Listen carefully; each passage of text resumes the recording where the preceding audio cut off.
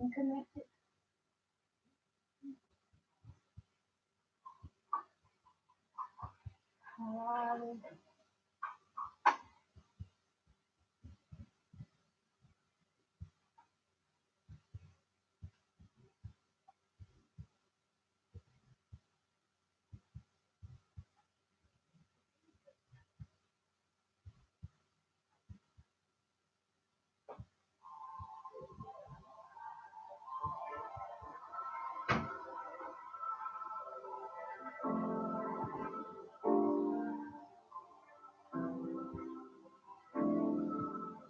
Said you woke up this morning and you could not see your way. Don't you know he gave you eyes to see the dawning of this new day? So encourage yourself in the blood of Jesus. Encourage yourself down in his word. Encourage yourself in the blood of Jesus. Encourage yourself down in his word. He takes care of the sparrow and they go out the road to eat. Told the fishermen to catch the fish, and they have plenty, don't you see? Walk by faith and not by sight, for you cannot see all the things God is doing right now. Encourage yourself, don't you see? So encourage yourself in the blood of Jesus. Encourage yourself down in his word. Encourage yourself in the blood of Jesus. Encourage yourself down in his word. Encourage yourself. Encourage yourself. Encourage yourself. Encourage yourself. When the waves begin to toil and blow, they seem to try to conquer your soul. Reach out and tap into faith. Encourage yourself and run this race. So encourage yourself in the blood of Jesus. Encourage yourself down in his word. Encourage yourself in the blood of Jesus. Encourage yourself down in his word. We walk by faith and not by sight, for you cannot see all the things God is doing right now. Encourage yourself, don't you see? So encourage yourself in the blood of Jesus. Encourage yourself down in his word. Encourage yourself in the blood of Jesus. Encourage yourself down in his word. Don't run to pastor. Encourage yourself. Don't run to the brother. Encourage yourself. How's Mama Jean? Run to the Mama Jean and her husband. Encourage yourself. Said yesterday, he is going to the hospital for surgery. And you really don't change. It's getting so cold in the house. Okay, what's going on, Ryder?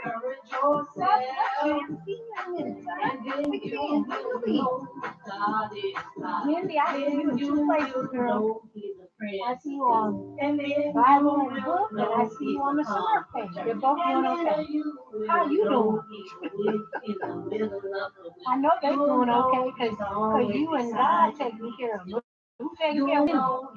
Who's taking care of my Wendy? Wendy, 28 Wendy. You are 28.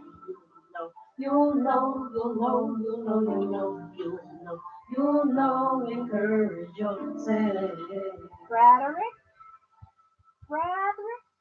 Wayne Pauls, Paul's in the house. You are number 245, beloved. You are number 245.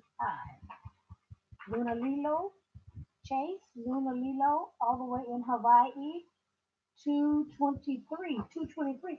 I told Chase he better try to talk to them sharks. Sharks over in my, eating up on California people. That shark killed somebody from out here where I live. The shark off of the shores of Maui. There's a big old sign there to say a shark's in the water. So why you gonna get in the water where a shark is? Somebody tell me that. Don't make no sense to me. Why you gonna get in the water when the big old sign say sharks? So that would tell me stay out that water. Don't go near the water. That's what it tells me. But I'm a little different. I'm real different. I kind of read signs and do what the signs say, Gwen. If sign says sharks, I stay away from the place where it say the sharks gonna be. Now that's just what I do. Now them people up there climbing up that mountain, where's that Mount Everest? Now they climbing up the mountain. They telling us every day people dying left and right. 11 people done died last I heard, climbing up the mountain.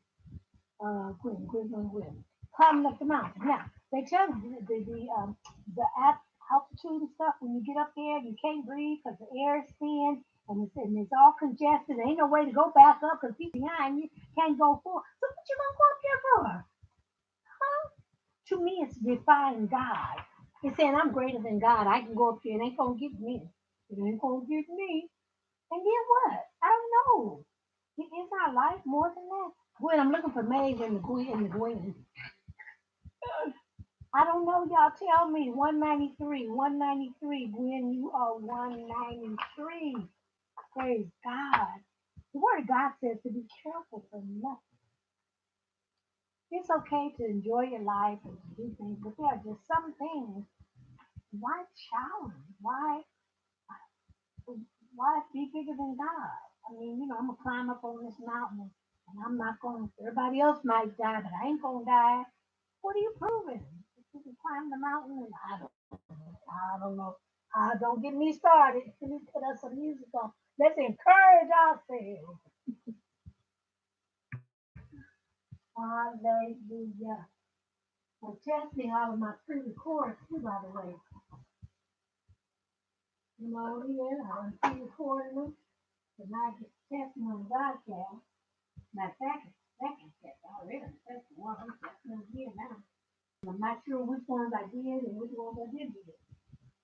Therefore, I'm replaying them again. Make sure when I mail them out that the song is on the CDs when I mail them out. You understand? Praise God. So how's everybody today? I am blessed. I'm blessed. I just fixed me some. I just fixed some up this morning, and you could not see your way. Oh, that's right.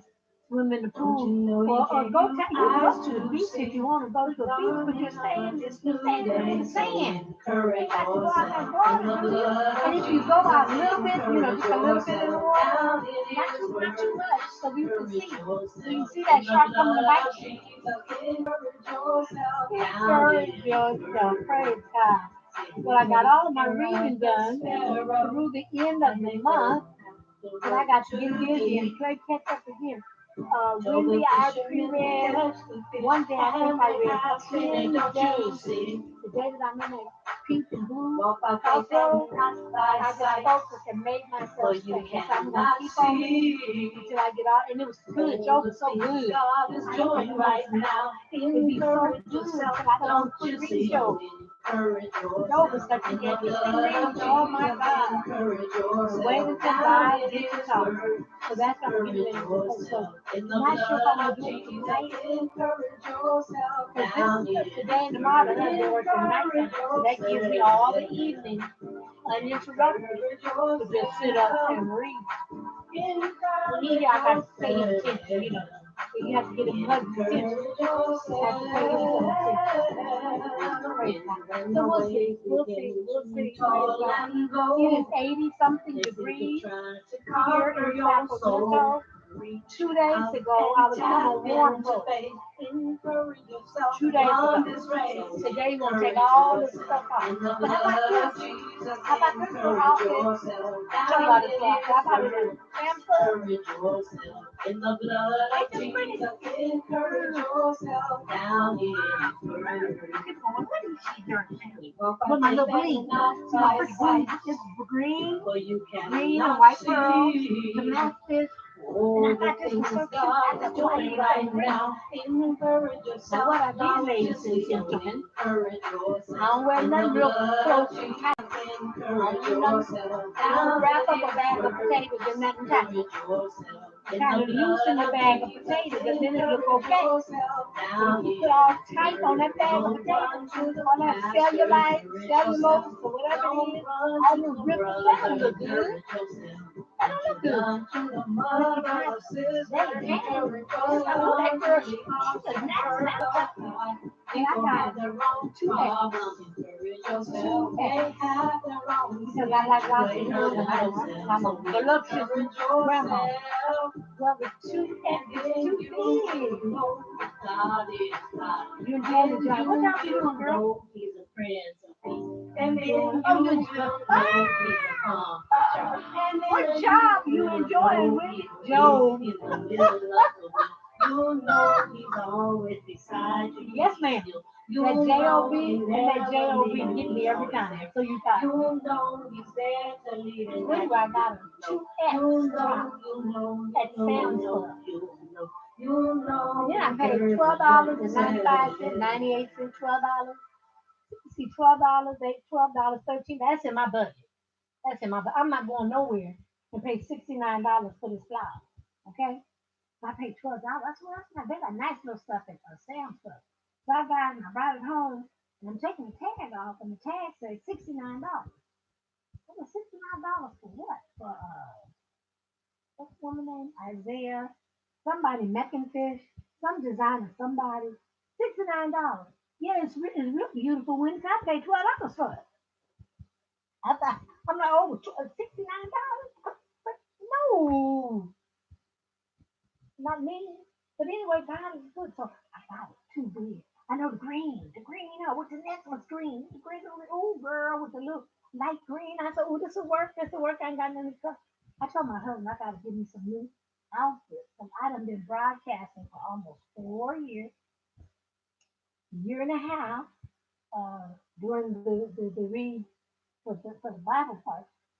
And all my clothes, I done rotated them and backwards and forward them and rotated them. And it's like, I got to get something new. But the $5 bling helps. Because when you put this little inexpensive jewelry on, it transitions your plain little outfit into, a little old t-shirt. You put the t-shirt on and it just does something to the outfit. So I said, but I'm gonna start doing some new pieces. I can afford $15 and help me $20. I'm on that. Well, cool. Not gonna do it. I'm not gonna throw that money away like that. I don't have the money to do it with no way, and whatever money I do get, I do not throw it away. I try to see who I can bless, encourage, that's what makes me happy. Little Chase said, what was my adventure today? Chase know every day I got some kind of adventure. Chase, I didn't have no adventure today. I didn't have none today that I can think of. Took the husband to work, didn't run across no people, just looked at the files and stuff. Yeah, I did have an adventure. Yes, I did. I did have an adventure. One of the Smurf members, I won't say who, one of the Smurf members. Hey, Rita Bug, my baby in the house, Rita Bug in the house, Jessica Petraza. I did. I was on the way home and I got a message from one of the Smurfs telling me that they haven't been to Smurf in a minute, but they're going to be coming back because they were having some physical issues and they work and stuff. And so they called me, Jessica 236 Jessica, because they say last day of work for a minute, last day of work. And they say I got 15 minutes to go because I get out of here in 15 minutes and I'm going to be out of here 133, 133, 133, read above 133. Jordan. And so she called and rode a portion of the way home with me. Now you see, and I'm going to tell you guys, if you listen real closely to people, I'm trained. I worked in social services for 13 years, and I'm trained to hear people when they make them little, they say something, and then they say something and keep talking and hope you didn't hear it. See, I just heard myself with she, and I'm trying to carry this conversation. I said one of the Smurf members. Didn't I say that? And then I said, and she, well, I just told something like that. See, I'm investigating. I got a degree, y'all, a degree in criminal justice. Yes, I do. Because I love criminal. I love detective work. I love that kind of stuff. So because I was able to, I got me a degree at the age of 63. I just got my degree. That's why I met Wendy. and I was working at the university and did my degree. Didn't get my degree till way after university, Wendy, but I did chisel away, and I finally got it. And I got it in associate arts in criminal justice. I like the criminal angle. I like that. Yes, I do. I like listening to people. Listen to people. Listen, hear what they don't say. Because in my conversation, if y'all was listening, I just said she. So, ooh, that's part of the clue. It's a she. So now let me see. Was it Wendy? Was it Jessica? Was it Rita? But who is she talking about? It was a she. So that eliminates all the E, right? Anyway, they called me and they were talking to me on the way home, just rejoicing in that they were getting ready to get off their job and gonna be off for a minute, and they'll start being back faithful to the Smurf ministry because they haven't been able to do it. You better go ahead, Reba, sound rich, because I know how to utilize things 132 ways, and I do, and I do. I just put a picture up on um, Facebook of the stamp. I got stamps. Marvin Gaye is a stamp. Well, I'm getting ready to, because I'm trying to put the stamps in a place where me and the husband have access. What's that, Wendy? I see that high. Wendy, you watching me? Um, hello, somebody on Instagram. I can't see who it is, but somebody on Instagram. I have a Marvin Gaye. How about the stamp? About the stamp. My husband came out and said, "Oh, they got African American stamps. They had Marvin Gaye, and then they had Tap Dancing. Tap Dancing. Anyway, so we bring the stamps home, and so I'm trying to figure out a way to put them in a place where we both have access to them and don't neither of us lose them. Because I he'll give them to me and say, "Baby, where the stamps?" And I'm like, I'll give them to him. Bro, where the stamps? And he goes, so what I did is, show you these books. I got right over here by me. I went to the dollar store. Read books. I'm like, I say there's okay, just came down. I went to the dollar store.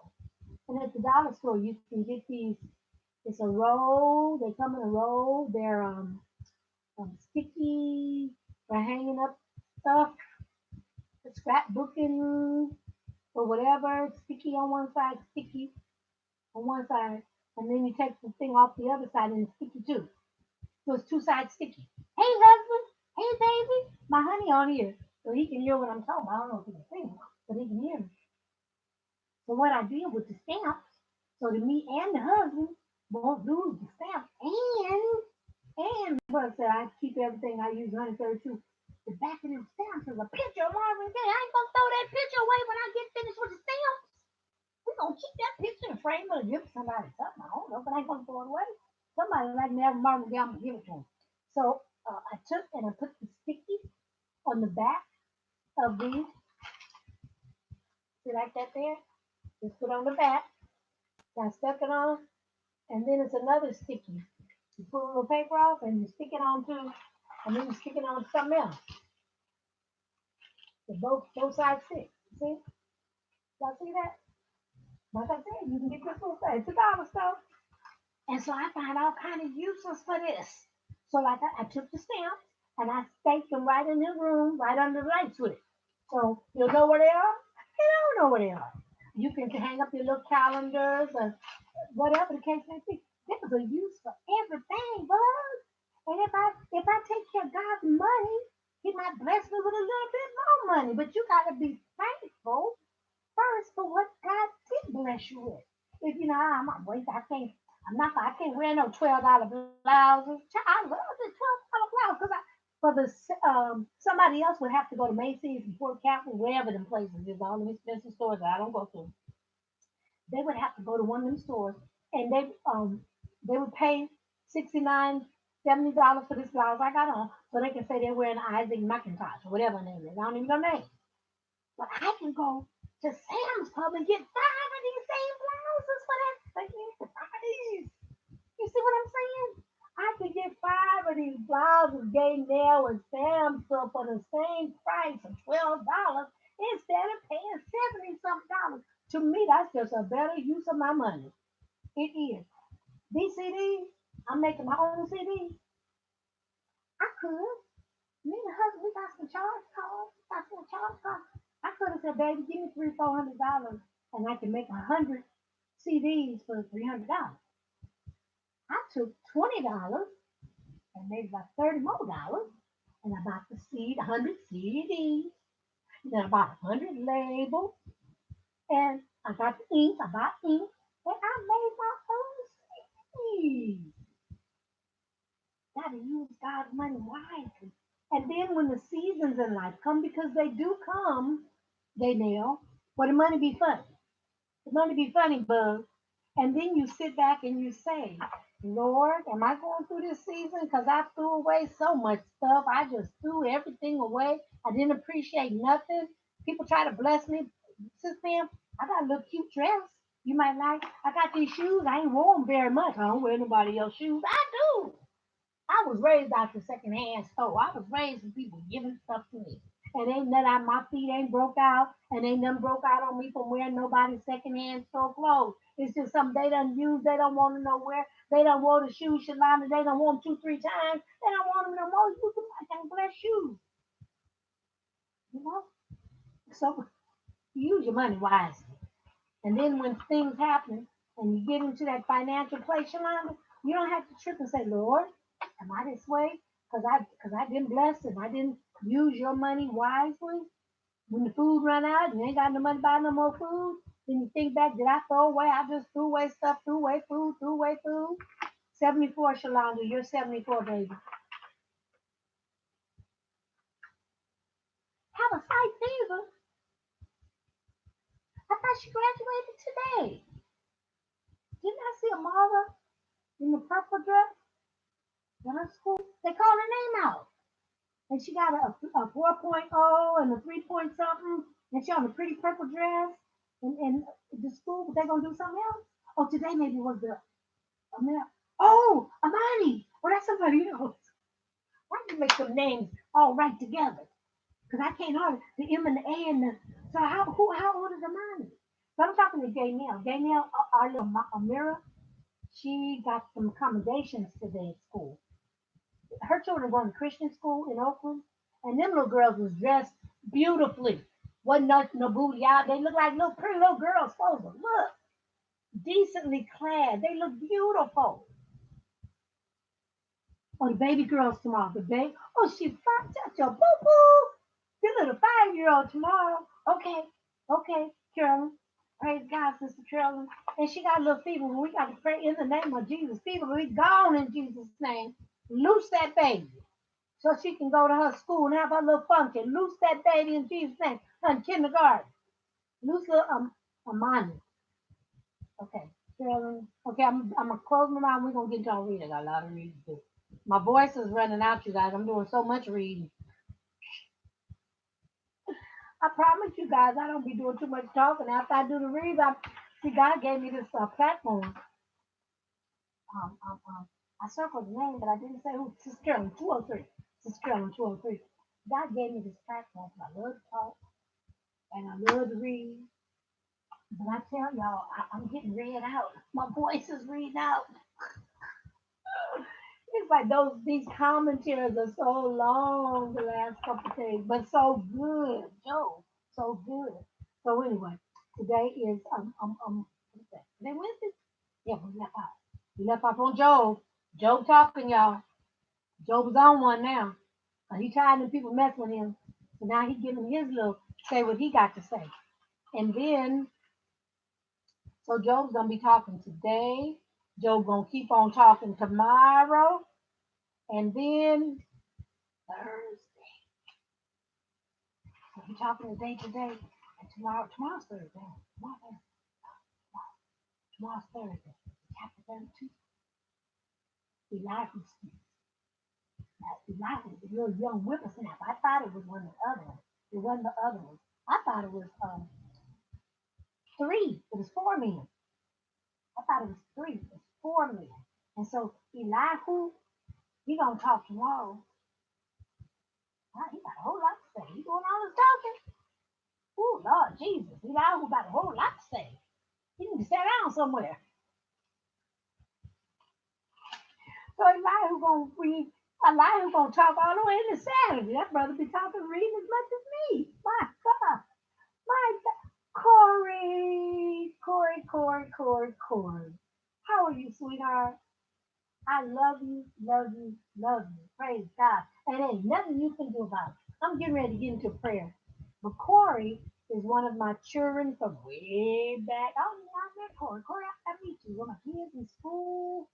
Um, I don't even know.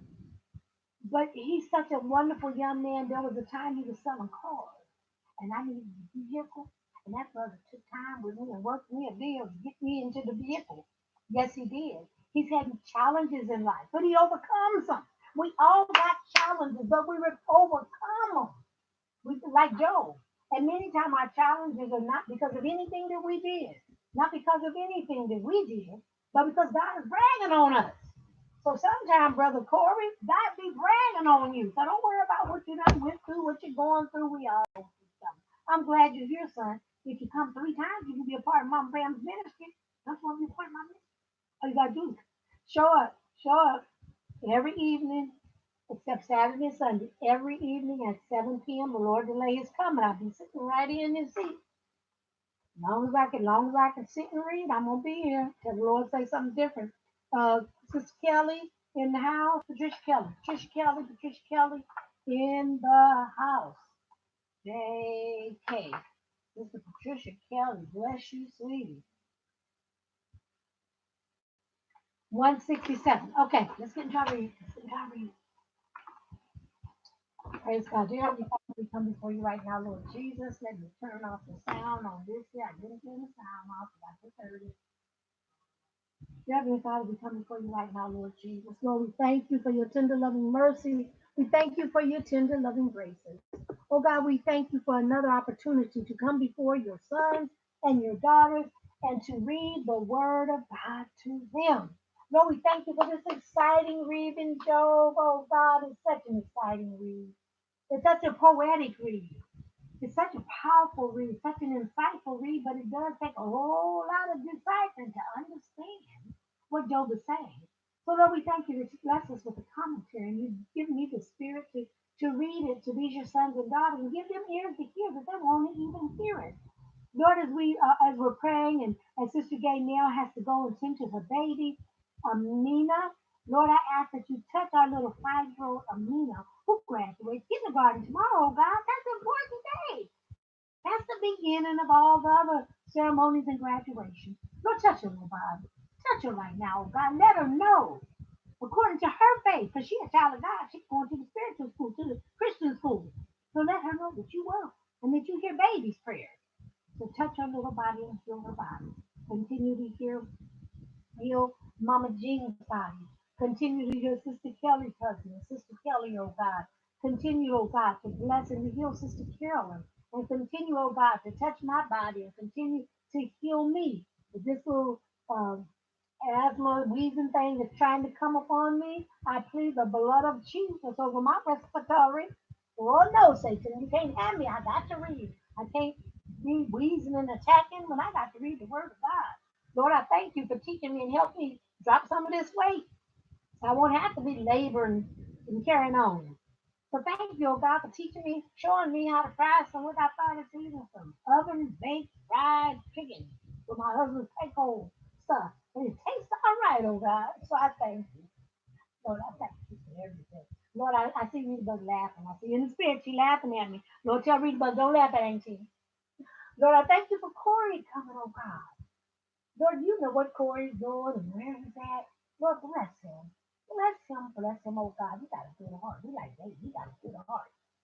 He got a good heart. Such a sweet young man. So bless him, oh God. Lord, touch each and every one under the sound of my voice. Give them ears to hear what the Spirit's saying to their Play Dirt Body Church tonight.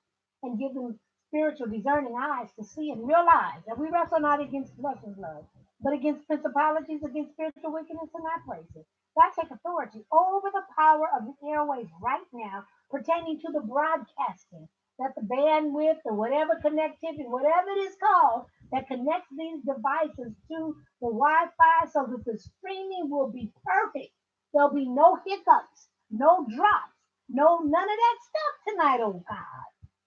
I'm asking you in advance We thank you, oh God. So open my mouth. You read through me, oh God.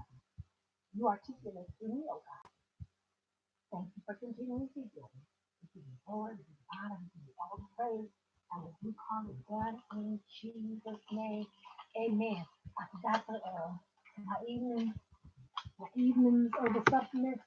I saw, I looked at a video earlier this evening on the Melaleuca site, and it said that within 6 weeks, it's been medically proven, they got this stuff proven now, this peak performance, blood pressure, and the lipids in the blood, and the drop, and the go up, and go down, and so some too stuff.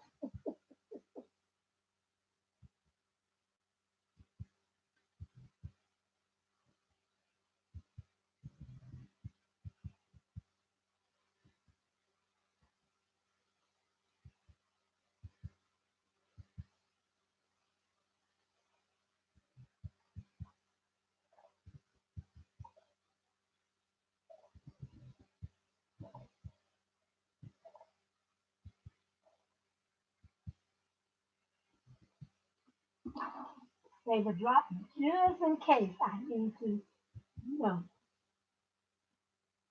Praise God. Okay, Sister Kelly says she in Bible study right now. She listens to the read tonight. Okay, baby. Thank you for letting me know. Appreciate it. Thanks for letting me know. Appreciate it. Yes, cheers, Linda. So the broadcast says, um, and you can go to the site that I'm showing you guys, and they got little links you can push. But it does all kinds of stuff. It regulates the body, and they say it's been proven within 1 hour of taking one of these packets, stuff begin to work. I already know it. That's why we have to take food. It works real fast. All right, let's get into our read. Wednesday, the 28th, 28th, 28th. And this is Job speaking. Job in praise of wisdom. In praise of wisdom is what Job is speaking of now. Surely there's a vein for the silver and a place for gold where they find it. Iron is taken out of the earth and brass is molten out of the stone. He setteth an end to darkness, searcheth out all perfection, the stones of darkness and the shadow of death. The flood breaketh out from inhabitants, even the waters forgotten of the foot. They are dried up, they're gone away from men. God bless you, Sister Sandra. We just started reading. Just started reading. As for the earth, out of it come bread, and under it is turned up, and under it is turned up, it were fire. I can read right. Oh, I left a word out. I know that didn't read right. That didn't sound right. I said, and under it is turned up, it were fire. I left the word out. Okay, here we go. As for the earth, out of it cometh bread, and under it is turned up as it were fire. The stones of it are the place of sapphires, and it hath dust of gold. There's a path which no fowl knoweth, and which the vulture's eye had not seen. The lion's whelps have not trodden it, nor the fierce lion passed by it. He putteth forth his hand upon the rock, he overturneth the mountains by the roots. He cutteth out waters, he cutteth out rivers among the rocks, and his eye seeth every precious thing. He bindeth the floods from overflowing, and the thing that is hid bringeth he forth to light. But where shall wisdom be found? And where is the place of understanding? Man knoweth not the price thereof, neither is it found in the land of the living. The deaf say, it is not in me, and the sea saith, it is not with me. It cannot be gotten for gold, neither shall silver be weighed for the price thereof. It cannot be valued with the gold of Ophir, or with the precious onyx, or the sapphire. The gold and the crystal cannot equal it, and the exchange of it shall not be for jewels of fine gold. No mention shall be made of coral or of pearls, for the price of wisdom is above rubies. The topaz of Ethiopia shall not equal it, neither shall it be valued with pure gold. Whence then cometh wisdom? And where is the place of understanding? Seeing it is hid from the eyes of all living and kept close from the fowls of the air, Destruction and death say, we have heard of the fame thereof with our ear. God understandeth the way thereof, and he knoweth the place thereof. He looketh to the ends of the earth, and seeth under the whole heaven, to make the weight for the winds, and he weigheth the waters by measure. When he made a decree for the rain, and a way for the lightning of the thunder, then did he see it, and declared it. He prepared it, yea, and searched it out. And unto man he said, Behold, the fear of the Lord, that is wisdom, and to depart from evil is understanding. Chapter 29. Job remembered. Moreover, Job continued his parable and said, Oh, that I were as in months past, as in the days when God preserved me, when his candle shined upon my head, and by his light I walked through darkness, as I was in the days of my youth, when the secret of God was upon my tabernacle, when the Almighty was yet with me, when my children were about me, when I washed my steps with blood, and the rock poured me out rivers of oil, when I went out to the gate through the city, when I prepared my seat in the street. The young men saw me, hid themselves, and the aged arose and stood up. The princes refrained talking and laid their hand on their mouth. The nobles held their peace, and their tongue clave to the roof of their mouth. When the ear heard me, then it blessed me, and when the eye saw me, it gave witness to me. Because I delivered the poor, they cried, and the father, and hid him that had none to help, fatherless, and him that had none to help him. The blessings of him that was ready to perish came upon me, and I caused the widow's heart to sing for joy. I put on righteousness, and it clothed me with judgment, was as a robe and a diadem. I was eyes to the blind, and feet was I to the lame. I was a father to the poor, and the cause which I knew not I searched out. And I broke the jaws of the wicked, and plucked the spoil out of his teeth. Then I said, I shall die in my nest, and I shall multiply my days as the sand. My root was spread out by the waters, and the dew lay all night upon my branch. My glory was fresh in me, and my bow was renewed in my hand. Unto me men gave ear and waited, and kept silence at my counsel. After my words they spake not again, and my speech dropped upon them. They waited for me as for the rain, and they opened their mouth wide as for the latter rain. If I laughed on them, they believed it not, and the light of my countenance they cast not down. I chose out their way, and set chief, and dwelt as a king in the army, as one that comforteth the mourners. Chapter 30. But now they that are younger than I have me in derision, whose fathers I would have disdained to have set with the dogs of my flock. Yea, whereto might the strength of their hands profit me, in whom old age was perished, or went for want and famine. They were solitary, fleeing into the wilderness, in former time desolate and waste, who cut up mallows by the bushes and juniper roots for their meat. They were driven forth from among men. They cried as after them as after a thief, to dwell in the cliffs of the valleys, in caves of the earth, and in the rocks. Among the bushes they braved, under the needles they were gathered together. They were children of fools, yea, children of base men. They were viler than the earth. And now am I their song? Yea, I am their byword. They abhor me, they flee from me, and spare me not to spit in my face. Because he hath loosed my cords and afflicted me, they have also let loose their bridle before me. Upon my right hand rise the youth, they push away my feet, and they rise up against me the waves of destruction. They mar my path, they set forward my calamity, they have no helper. They came upon me as a wide breaking in of the waters in the desolation. They rolled themselves upon me. Terrors are turned upon me. They pursue my soul as the wind, and my welfare passes away as a cloud. And now my soul is poured out unto me. The days of affliction have taken hold upon me. My bones are pierced in me in the night season, and my feelings take no rest.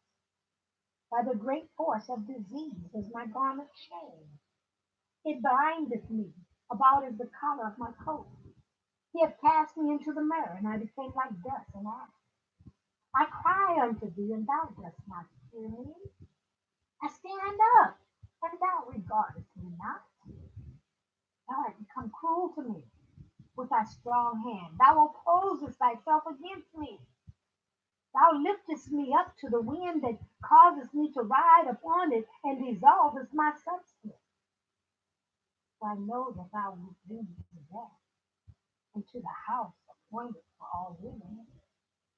Howbeit, he will not stretch out his hand to the grave, though they cry in his destruction.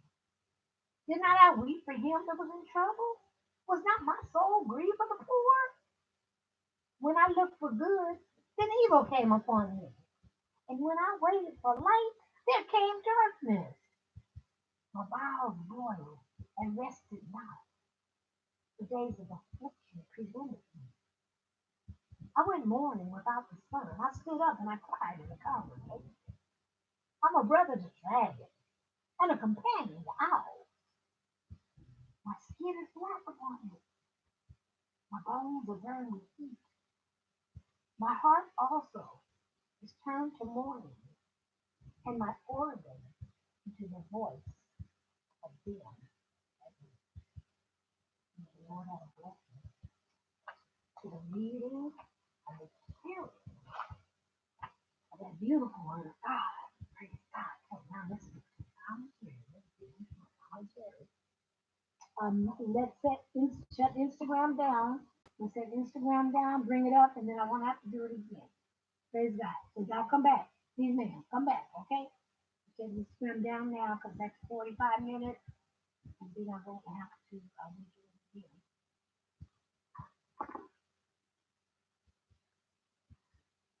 Praise God. Okay, we're going to wait a hot minute, but wait a minute. How's the weather in New York, Wendy? Because they got the tornadoes and stuff in Texas and all that stuff putting up, Lord, East Kansas, Texas, everything. But the weather here is beautiful right now. It's been real cold, and but the last 2 days have been simply. I got the air conditioner on in my house right to now, Papa Roach. It's 80 something degrees in here. I went and looked and it was 78 on the thermostat. I don't know what am I. Praise God. Okay. Mr. Carolyn is back. Let's enduring word, Job 28.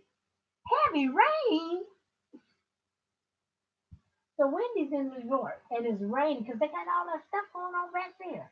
And we down here in California where the sun's shining, and the next thing you know, there'd be fire. Fire in California be burning, Lord. They all, and the Bible say he's going to come with fire next time. I'm like, Lord, that means you're going to get California? But you're going to make a way for me to escape. I ain't worried about it. I ain't worried about it. I ain't worried about it. All right, so Job 28, Job's discourse and wisdom. Man seeks after treasure in the earth. Surely there is mine for silver. Job considers the way men search for precious and useful metal, such as silver, gold, iron, and copper. This chapter and its place in the book of Job is the source of some controversy. Most scholars find it impossible to believe that Job ever recited this poem. They find it quite incompatible with what comes before and after. Again, I would dare say that the word of God is irrefutable. It says what it means and it means what it says. And because you don't understand, don't mean it didn't happen. There's things written in the Bible that we read and it's like, how was that way back then? Because the Bible says nothing new under the sun. So we don't know everything with our little self. So we accept it with a grain of salt. So I'm gonna read this, but y'all search it for yourself. It don't mean it's the truth what they say. Um, they find it quite incompatible with what comes before and after. Yet the poem also seems too calm, too thoughtful, and and to reflect it to be one of Job's friends. Some scholars think that the poem doesn't belong to the book of Job at all, and that some later scribe inserted it in the book. There are two good solutions. The better solution is to simply say that this is indeed Job's work. Absolutely. That's the simplest and the best solution. This is Job's work. Why should it surprise us if Job, having exhausted all other avenues of protest and inquiry, should all at once slip quietly into a more reflective mood and begin meditating on the source of wisdom? Why shouldn't Job grow strangely becalming here for a time and contemplate his problem from a more traditional perspective? He hadn't looked at it every other kind of way. Let's look at it another way. He ain't got nothing but time. The worms eating him up. He ain't got nothing but time. So he sit there. He don't have nothing else. The time made me to figure out what God's doing to him. So he done tried another course here. He's using wisdom. What is wisdom? What is understanding? 'Cause I don't understand. I need some wisdom. I need some understanding. So that's what he's doing. He's inquiring of the Lord. So the other solution is to say that this chapter is the inserted observation of the anonymous author of the book of Job. Anderson describes this perspective. Because we think that Job is a story, we find it appropriate that this interlude is spoken by the storyteller. It sums up the case as it stands at this point. It emphasizes the failure of the human mind to arrive at the hidden wisdom. And so far from interfering with the Lord's speeches, it lays the foundation for them by showing their necessity. Searches every recess. Job explained how men diligently sought after these precious and useful metals. They light up dark places. Man puts an end to darkness. They search every recess. They dig to break open a shaft away from people and even personally endanger themselves. They hang far away from men. They swing to and fro. This chapter is the oldest and finest piece of natural history in the world and gives us very important information on several curious subjects. And could we ascertain the precise meaning of all the original words, we might most probably find out allusions to several useful arts which we are apt to think of are modern or comparatively modern inventions. Me and my husband were talking the other day about the pyramid. How did them people, way back yonder way, they don't have no big old fork lifts and the hydraulic lifts and all this cranes. They don't have all that stuff. But some kind of way they lift them big old stones on top of the big old. How did they do that? See, it's so much we don't know, so we cannot say the word ain't right and what it meant. It meant what it said. It meant exactly what the word of God said. The word of God said, just because you don't understand it, don't mean it's not true. Careful examination of every reference Job makes to geology or meteorology reveals that there is no significant or insignificant blunder in all he says. Every reference is a piece of consummate accuracy. Every reference. God bless you over here on Periscope. I didn't see you. I'm sorry. I had it down. God bless you. The point is that man's intelligence and determination enable him to accomplish amazing feats of technological ingenuity, but left to himself, he cannot find wisdom. Wisdom's a treasure rarer than any other. They can find and do all this other stuff, but they cannot wisdom. Wisdom. Bad Hebrews makes coffee, baby. The Hebrews. Those forgotten could be explorers far from home or slaves in the mine. The hidden nature of Earth's treasure. As for the earth, from it comes bread. Its stones are the source of sapphires. Job continued to paint the picture of the earth as a treasure house of value and riches for those who are willing to work hard and search diligently for these riches. Above spreads the surface of Mother Earth, with her waving cornfield, rich with human substance. Below her, very entrails are torn and devastated as by flames. The falcon is celebrated for its vision, the lion for its courage, but neither is as obstinate or as impetuous as man. And neither bird nor beast has access to the remote places that man hath penetrated in their lust for treasure. He puts his hand on the flint. He overturns the mountain. He cuts out channels in the rock. He dams up the stream. Job here explains how hard men are willing to work to gain the treasure and wealth that's hidden in the earth. The wisdom is rare. True wisdom is rare. And where can wisdom be found? Job here made the point that he had built up to in the previous verses. Men search hard and are willing to endure danger for the sake of the riches of this earth. But all of that is easy compared to the search for wisdom. Man does not see this wisdom, but only so far as God pleases to reveal it to him. And therefore he cannot declare it to others. Man did not prepare nor order nor contrive it, and therefore no wonder if he cannot search it out. The deep says, it's not in me. So Job spoke here how rare wisdom is, making it all the more valuable among men. Indeed, it cannot be purchased for gold and is therefore worth more than all of those precious metals. God bless you, Sister Courtney Johnson. I saw the graduate in your family. I think we got a senior graduating in your family too. I think I saw on Facebook in the road. Your son. Did you say your baby son? Or somebody else said your son. Not sure. The logic of saying one breath. It isn't there, but even if it were, you couldn't buy it. It's often met in the Bible. Okay? The source and summary of wisdom. From where then does wisdom come? So Job explained how hard it was to find wisdom, and then asked the logical question. Job knew that he needed this precious wisdom, and he certainly knew that his friends needed this wisdom. Sure it is that man, sorry man, knoweth neither the price of divine wisdom, for it is invaluable, nor the place of it, for it is investigatable, nor the order of it, for that is unattainable till we come to heaven. Amen. Hey, Shalonda. Shalonda back in the house, y'all. She was here noon too. Woo-hoo. Oh, Shalonda. But we be missing you, baby. Sure it is unattainable till we come to heaven.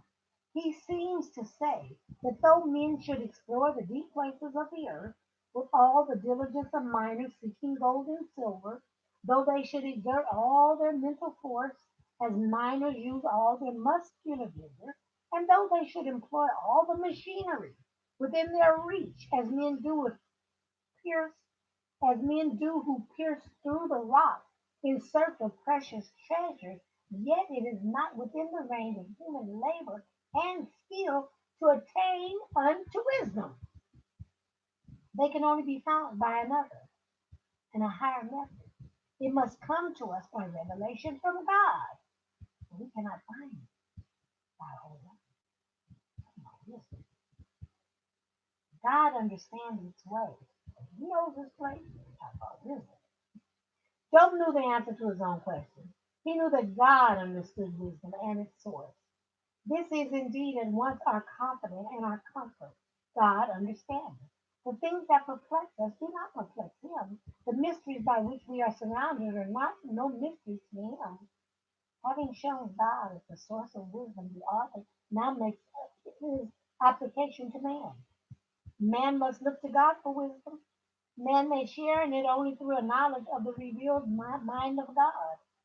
To establish a weight for the wind and appropriation and apportion the waters by measure. He made a law for the rain and a path for the thunderbolt. The same God who masters the natural world has the riches of wisdom at his disposal. He has demonstrated his wisdom and power through the design of the natural world. Behold, the fear of the Lord, that is wisdom. And depart from evil, that's understanding, y'all. Behold, the fear of the Lord is wisdom. And to depart from evil is understanding. That's simple as it is. Job concluded this great speech by coming back to the touchstone of revelation. Since true wisdom comes from God, it is found by being in right relationship to Him, the fear of the Lord, and it is shown by a life that does depart from evil. Job understood what the latter psalmist also understood. The fear of the Lord is the beginning of wisdom in Psalms 111 and 10. An idea also repeated in Psalms 9 and 10 and 15:33. The true wisdom can be simply gained by human effort, energy, and ingenuity, like the rare and precious metals of the earth. Then the fear of the Lord is not essential to obtaining wisdom, but if it comes from God's revelation, then right relationship with Him is the key to wisdom. Adam Clark on To Man That Said, he said, this probably refers to the revelation of his will, which God gave to Adam after his fall. He had before sought for wisdom in a forbidden way. When he and Eve saw that the tree was pleasant to the eye and the tree to be desired to make one wise, they took and did eat in Genesis 3 and 6. Thus they lost all the wisdom that they had by not setting the fear of the Lord before their eyes and became foolish, wicked, and miserable. Here then what God prescribes as a proper remedy for this dire disease. The fear of the Lord, that is wisdom. It is the only wisdom now to set God always before the eye, that thou mayest not again transgress. The gaining of wisdom requires a total sacrifice of our single most precious possession, ourselves. More specifically, what is required is the surrender of our will, the surrender of our will. Chapter 29. Job remembers better days. Oh, that I was as the months past, as in the days when God watched over me. Job longed not only for the days before he lost his children and health and wealth, he especially longed for the days before he lost his sense of God's closeness. There was a time when he felt that God watched over him, and those days were gone. His keenest sorrow is discovery. It was that of the feeling that in some way and for some reason, God no longer watched over him. Job further continued his discourse. Probably after a pause, Job consumed his speech. His second address was not so much an answer to his friends as a statement of his whole case as he saw it. When his light shone upon my head, when the friendly counsel of God was over my tent, when the Almighty was yet with me, Job fondly remembered the days when it seemed that God was for him rather than against him. It reminds us of the fact that Job's great crisis after his catastrophe loses, losses is catastrophic. Losses was primarily spiritual, and that he did not sense the support and succor of God in the aftermath of his loss. It's a great thing for man to be near to God. It is a very close privilege to be admitted into the inner circle of communion and to become God's familiar friend. Great as the privilege is, so great is the loss of it. No darkness is so dark as that which falls on the eyes accustomed to the light. Spurgeon went on to describe the ways that God sent this great loss from God. First, Spurgeon went on to describe the ways that Job sensed this great loss from God. First, he complained that he had lost the consciousness of divine preservation, as in the days when God watched over him. Job had also lost divine consolation, for he looks back in lamentation to the time when God's candle shone upon his head, when his lamp shone upon my head. Moreover, Job deplored the loss of divine illumination. By his light, he says, I walk through darkness. That is to say, perplexity ceased to be perplexity. By his light, I walk through darkness. Moreover, Job had lost divine communion.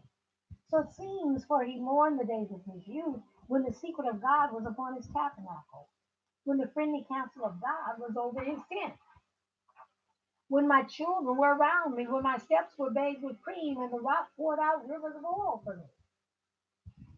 God bless you, Alberta Boro. God bless you. God bless you, sweetie. You've been here before. I remember that last name. Praise God. You came back. Praise God. Job was blessed in the relationship with God. He went out the gate. I took my seat in the open square. In this and the following verses, Job remembered how greatly he was respected in the community, had a position of community leadership, and was feared by the young men and honored by the aged. Even princes and nobles stopped talking and listened to him. We have no idea what this city was, But in any city that had a gate and a public square, it was a major urban city. When the ear heard, when the ear heard, then it blessed me. And when the eye saw, then it approved me. Not only did Job gain the attention of the people and leaders of the city in the days past, they also liked him and what he had to say. He was blessed and approved by those who heard him. Because I delivered the poor who cried out, I caused the widow's heart to sing for joy. I was eyes to the blind, and I was feet to the lame. Job described how his reputation for wisdom and goodness was deserved. He was a man full of good and noble works, especially to the poor and disadvantaged. It reminds us that though Job was a man of great wealth and influence, in Job 1, 1 and 3, he used the wealth and influence to do good, instead of simply being greedy and selfish with his wealth. In Job's conscience, sins are not just wrong things good people do. In Job's conscience, things are not just wrong things people do, disobeying known laws of God or society. To admit to do good to any fellow human being or whatever rank or class would be a grievous offense to God.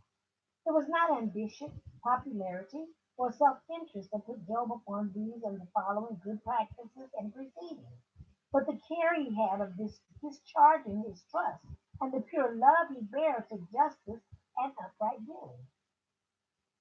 Not once before this has he pointed out to any of his good deeds as evidence of his faith, but rather he has taken his stand squarely upon faith alone and not upon his works.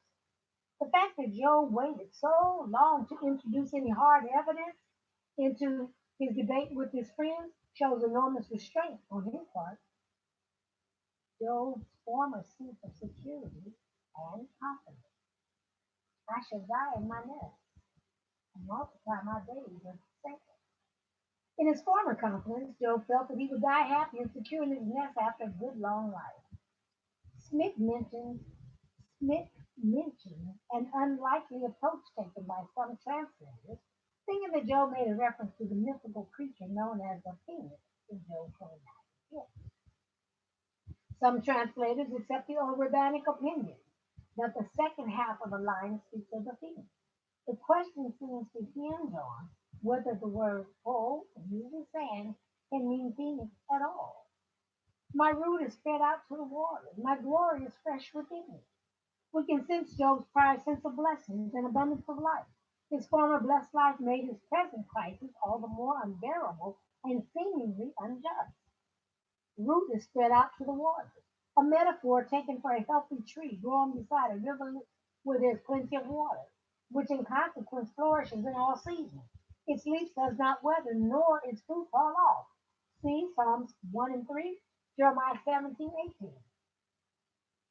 Job's former authority and leadership in the community. Men listened to me and waited.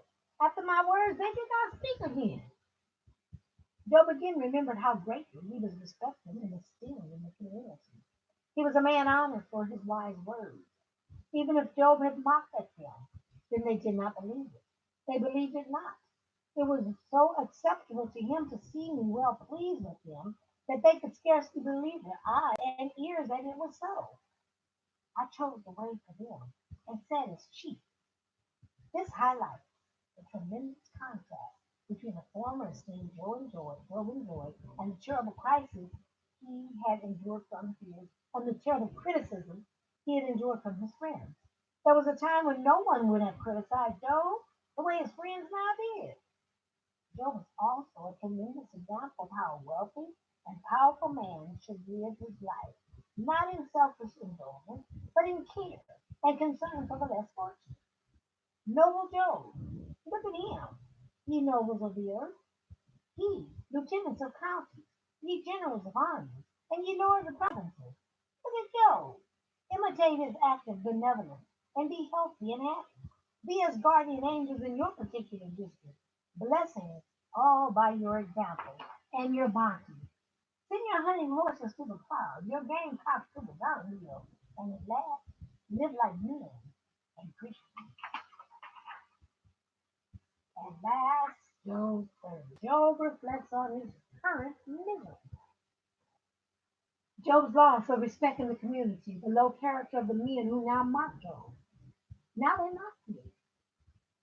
Men younger than I, whose fathers I disdain to put with the dogs of my flock. So Job was tortured by the irony of it all. Sons of men whom Job would not even put with the dogs of his flock were now his mockers and critics. Not confidential enough to be made shepherds, ass keepers, or camel drivers, nor even to have to care the dogs by which the flocks were guarded. This saying is what we call an expression of softness and faith. Dogs are everywhere mentioned with contempt as filthy, unprofitable, and accursed creatures, as 2 Samuel 16:9, 2 Kings 8:13, Philippians 3:2, Revelation 25:23-15. They are gaunt from warmth and famine. They had to live in the cliffs of the valley. They were the sons of fools. Job thought of what worthless men were now to his loud critics, and how unjust it all was.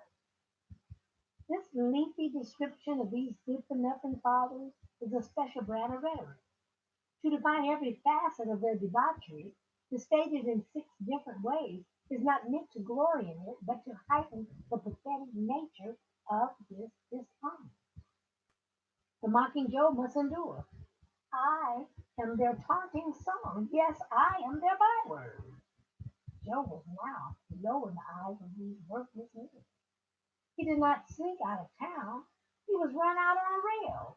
Why else would he be sitting on an ash heap and scraping his puslets with a shard of pottery? Obviously, his neighbors had forcibly removed him to quarantine him in the town dump, where he would have been exposed to more diseases, to the elements, to rats and lice, and worst of all, perhaps, to further public humiliation. Terrors are turned upon me. They pursue my soul as the wind, and my prosperity has passed like a cloud. Job mourned the agony of his present state, of being despised among men, when before he was respected and honored. His honor and prosperity are vanished. They come as broad breakers under the ruinous storm they roll along. Verses 14 is very vivid. Job thought of himself as a city with a wide, gaping breach in its wall.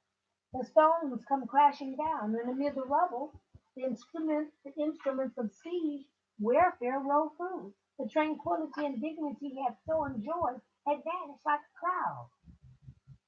Job felt the misery of his present pain, both spiritual and physical.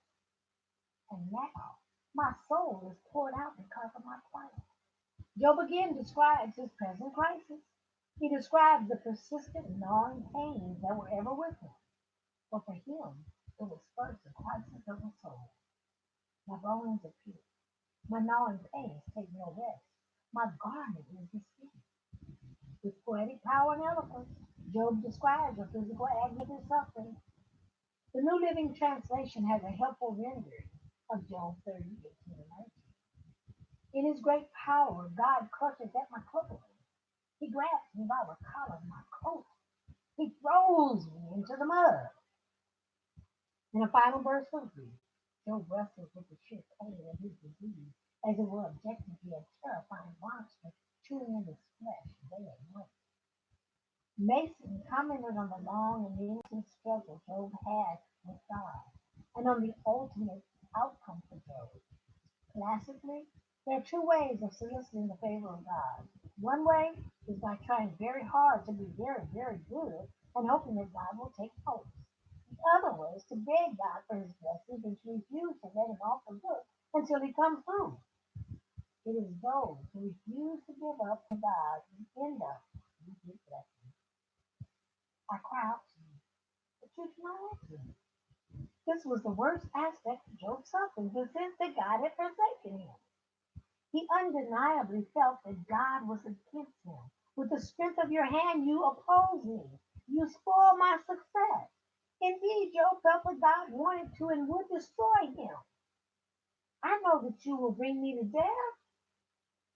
God's constant attack, his ruthless might, Job 30 and 21, was so completely the opposite of Job's intimate friendship with God in those bygone days when he had still perceived that God was on his side. In Job 29, 4 and 5. I know that you believe to that. Under depression of spirit, he felt sure that he must be very soon die, that he must very soon die. He feared that God would not relax the blows of his hand until his body became a ruin, and then he would have rest. But he did not die at that time. He was fully recovered, and God gave him twice as much as he had before. A life of wisdom and happiness and honor laid before him, and yet he had set up his own tombstone and reckoned himself a dead man.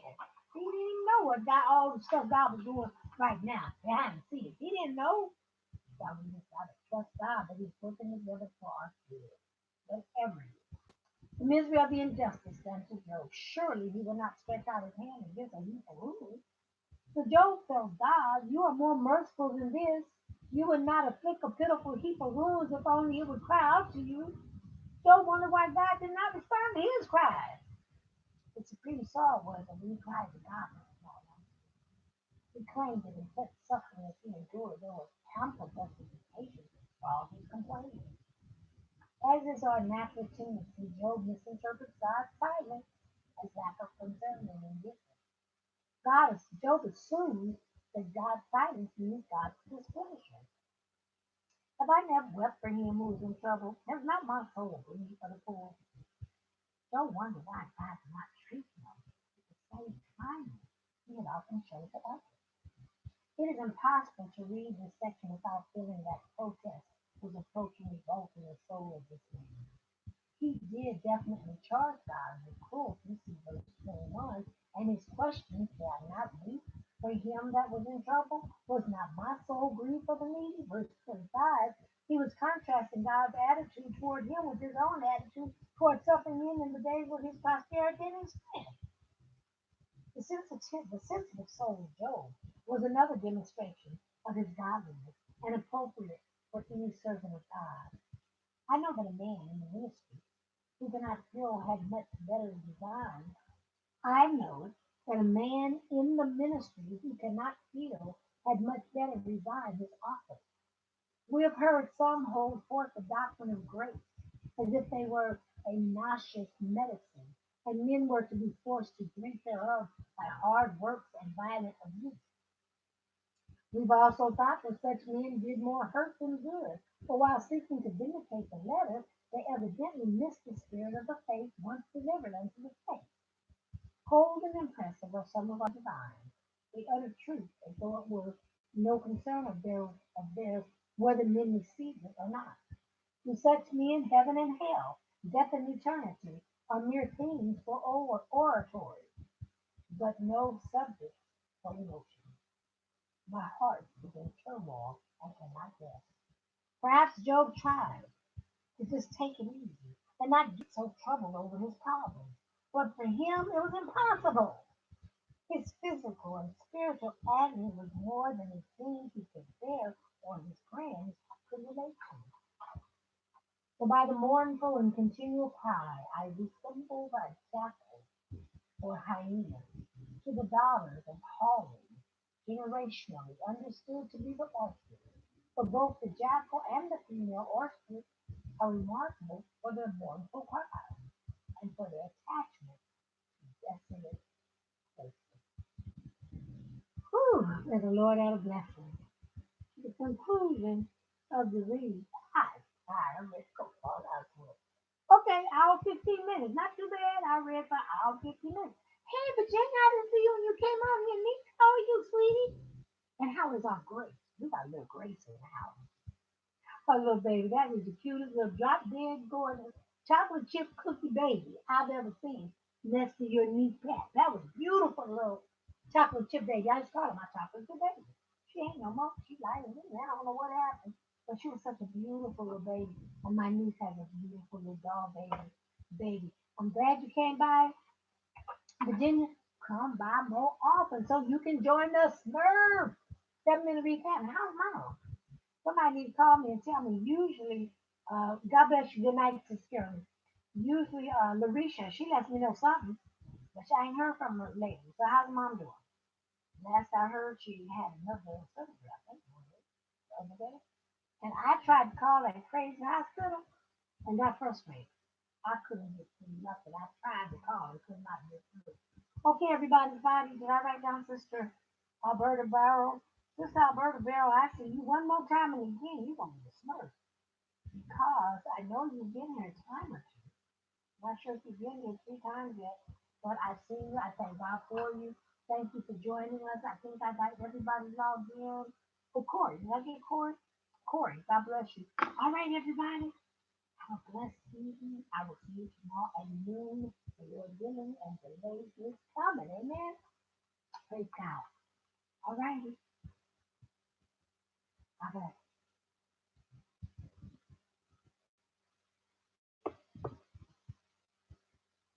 Good night. Good night, everybody.